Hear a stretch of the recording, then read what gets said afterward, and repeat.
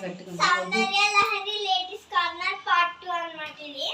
So ఇవి వస్తువులన్నీ చూపించేసినాం.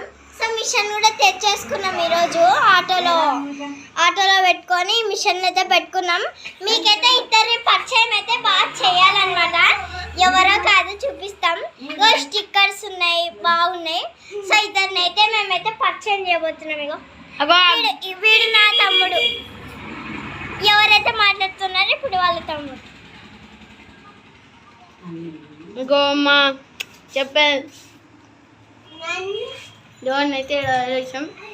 రాత్రి లైట్ బల్బ్ ఆడ బీచ్నాం.